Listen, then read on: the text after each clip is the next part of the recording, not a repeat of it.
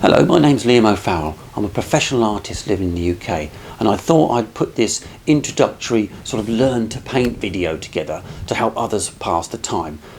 It's not just for the Covid outbreak, it works indoors and outdoors, but that said, my painting studio is in my house, so much of my life is sort of self-isolation anyway. So with that in mind, I thought, I might be able to contribute something. In the video, I'll go through the emotional and spiritual benefits of being able to do some painting, and then I'll go through the materials, sort of based on my my sort of watercolour pads here and pencils and what have you, and then I'll have a look at how to purchase, if it's safe to do so, obviously, and from there, how to choose what to paint, a quick tutorial by me, not much there really, and where to find online tutorials from other people. There's loads about. So that's it really. So let's kick off and see where we go next.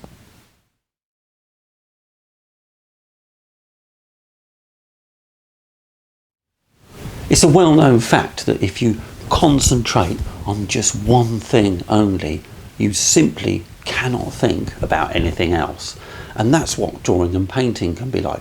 Sometimes I'll get up some mornings and I've got all sorts in my head, this, that and the others going on, and I just don't want to get to work. But once I get rolling, all these cares, worries, all this hectic stuff just seems to sort of melt in the background, and it might become something as quite as simple as painting a load of trees on a hillside. As you can see here, this is Greenwich, and as I'm working on this, I just think about painting trees on a hillside in Greenwich. Everything disappears.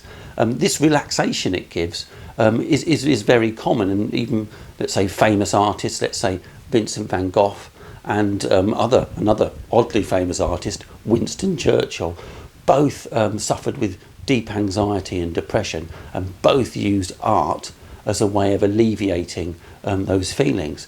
It is essentially a meditation. People who meditate, they concentrate on their breathing and things like this, whereas people like me concentrate on painting trees and such.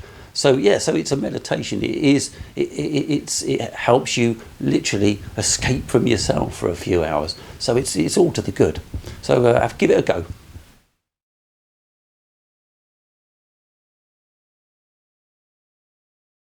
If you feel like you're confined in the same place for a very long time, it's very easy not to feel productive. And the great thing about drawing and painting is that it is very productive. And I don't care what anyone says, it's just like riding a bike really. You know, when you get that first bike, you had the stabilisers on it, and you're rattling around a little bit, and you get a slightly bigger bike, a bit more confident, and before you know it, you're in the hills with everybody else. Now, you're never going to be Bradley Wiggins, but it doesn't matter. You're still enjoying yourself, and it feels like you're making progress. Now, for me, it's exactly the same. I'm a professional artist.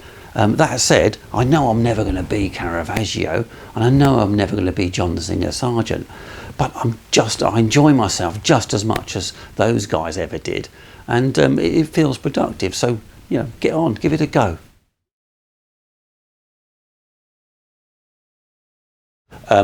Here in the UK, we're right in the middle of the Covid lockdown. The laws on purchasing things seem to be changing by the hour. It's all very fluid, and you might be in a completely different country, you know, in 3 years' time. So what I will say is this: whatever you do, make sure that your purchasing is done by the laws of your country, and also that it's, you know, if you do choose to purchase something, make sure it's safe to do so, and all will be well. Right, so moving on now.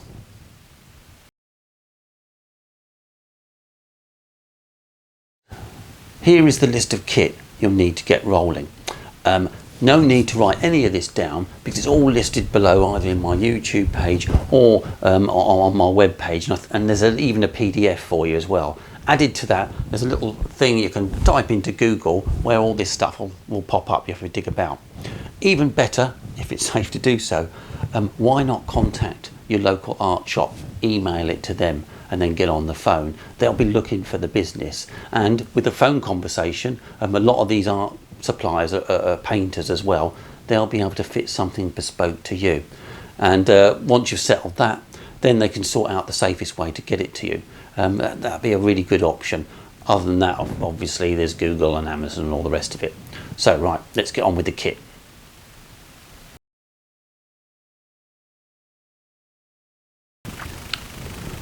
To start things off, we might as well begin with the paints. What I'm suggesting here is based on this here. This is what I call my light kit. It's what I use when I'm out and about. It's nice and small and compact. This one's made of metal, but what I'm suggesting for budget reasons is plastic. And if I open it up, opens up very much the same way. You can see all the paints there. Far too many paints. Don't know why I keep buying paints, but I do. And as you can see, it's all old and battered. I'm lucky to have it, to be honest, because I once dropped it in the harbour of Balaclava way down in the Crimea, and some kids fished it out for me, so it's a bit of an old friend. But as I say, getting back to the one I'm suggesting, it's plastic. The paints in it are essentially the same as the ones that are in here, and they'll last a fair while, even though it's quite small. And that paint box cost you between 14 and say £25. So there we are, that's the paints.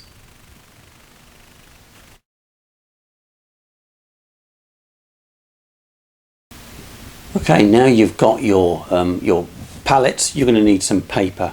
Now with paper, you can go in all sorts of sizes. I've just grabbed some here. You've got these massive things, you've got some sort of medium-y things, and of course you can always use, these sort of sketchbooks. I use these a lot. There we are, some sketchbook stuff. With this, however, firstly I'm going to recommend the smallest thing, and this is these little postcard books. Now you can pick these up between £4 and £6 each, and what I like about them, I use them all the time when I'm out and about. What I like about them is that if you're just beginning, sometimes that big white space might be a little bit intimidating. So if you've got these little tiny things like this, you can get some ideas down nice and quick, and you can just sort of flick through and develop all sorts of interesting things. I think these are excellent. In fact, here we go, I've done a few here actually, and there's a few postcards I've done. There's that one there, some churches and what have you. Very good. As I say, between £4 and £6. The other thing I recommend is another standard size, A4 size. You can get a pad of this for 12 sheets between about £5 and £10. Again, with this nice thick paper, and you can use both sides. What I will recommend is that you use a paper called Knot. It's a bit jargony, but what knot means, it's got a little bit of a rough surface or a tooth. It takes paint quite well. I think it's, if you're just starting off, it's a little bit more forgiving than just smooth paper, let's say, like cartridge paper would be. So yes, just to outline, yep, A4, 12 sheets, about 5 to 10 quid. So that's your paper done.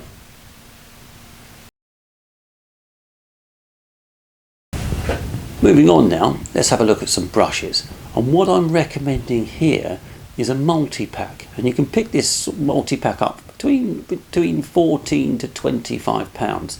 Now within that multi-pack, what I will recommend is one of these guys. This is a number 6 watercolour paintbrush. And I say number 6 because it sort of does everything. It's good at big things, it's good at small things. Now this one I think is a nylon sable mix, but you can get them in pure sable and you can get them in squirrel, but they're very expensive. You can get them if you want, but again, this will still do the job if you need to it. So yeah, so there's your brushes. Multi-pack between 14 and £25.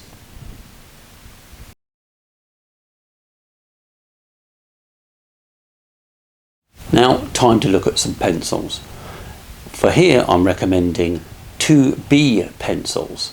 The normal pencil is called a HB, which is quite nice, but it's quite hard. A 2B pencil's softer, so you can get a slightly more darker line and a bit more texture to it, and crucially, it's easier to erase out. And it doesn't matter who you are, you always need an eraser, but that's coming later. So yeah, so a pack of 6 will cost you between £3 and £5. I mean, you might get a deal on it, but yeah, 2B pencils.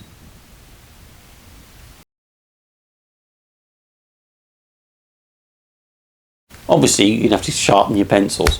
So again, they're pretty cheap pencil sharpeners, and you can pick up a few for between £1.50 and £3.50. I'm looking at the plastic ones here, but obviously you can get metal ones are a bit more, or even those ones from school where you do the rotating thing. But yeah, let's have a look at that. It's about £1.50 to £3.50.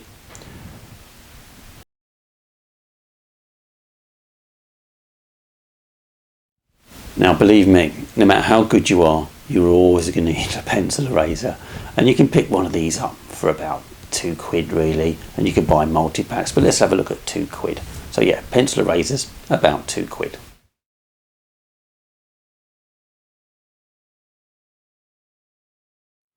The rest of the stuff you need to be lying around the house, so obviously you need a pot for your water, some kitchen roll to sort of dab your brushes on, and maybe a few saucers to sort of mix the larger amounts of paint in. So there we are really, that's it. Adding all that up together, it comes between £43 and about £76. And if someone gave me this kit and said, right, do a live professional job on it, I'll be perfectly happy to use it. And there are not many professions that you can say, right, you can get to a totally professional standard for under £50. So there we are, and now let's move on to the next section.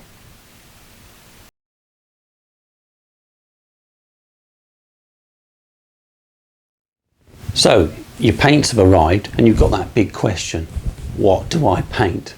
And the answer to that is extraordinarily simple. Paint what you want to paint.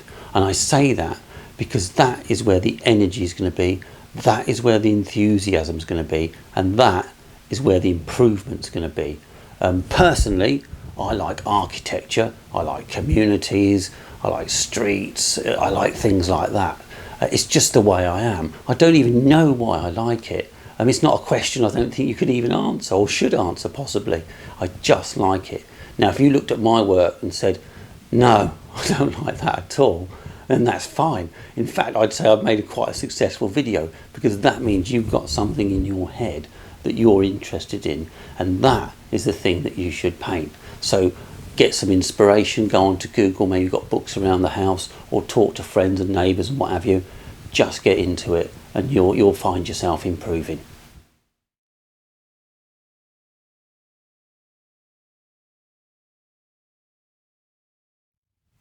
Well, let's say you've got all your paints and you're ready to go. You may want a few lessons. Now, there is nothing better than the University of YouTube.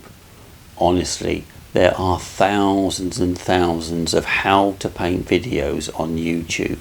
Now, to help you along a little bit, I've put a few on the descriptions below. These guys will get you rolling, but if it's not for you, then have a look round, and there's certainly something there. And on the community side of things as well, there's often, if you put in the comments, there's often people more than willing to help you out on various tips and tricks and links to this and that. So it's okay, I say a little bit of a community. And once you get rolling, who knows, you might be doing your own videos and teaching other people, and that'd be a really great thing. So yes, so lessons, University of YouTube, it's all there to find.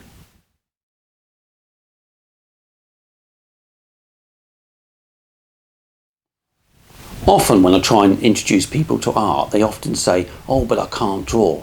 But really, to get rolling, you don't have to. For example, I'm not particularly into flowers myself, but if you're into flowers, go on the net, Google say, find a picture of a flower, print it out, and then on the back of the printout, rub down a little bit of pencil, smear it round a bit, then trace it off on your watercolour paper, and from there you can outline the bits you're not quite sure about, and then start painting. And eventually, you'll end up with a flower.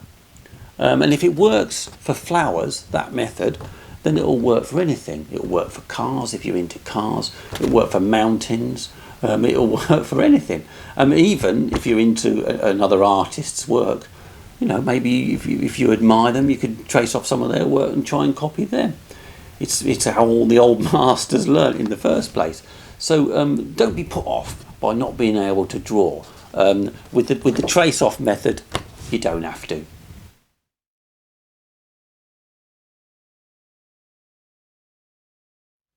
Well, there we are then, and I hope this has been helpful. If you do decide to take up painting and drawing, then you'll find a whole new world inside, so to speak, and hopefully it'll lead on to grander and more ambitious projects in the future. Just to end, if you want to make some comments below, then I'll do my best to reply to them. And if you want to subscribe to my YouTube channel, then that'd be great. And there's that little bell thing for notifications. Lastly, on my website, you can sign up to my newsletter.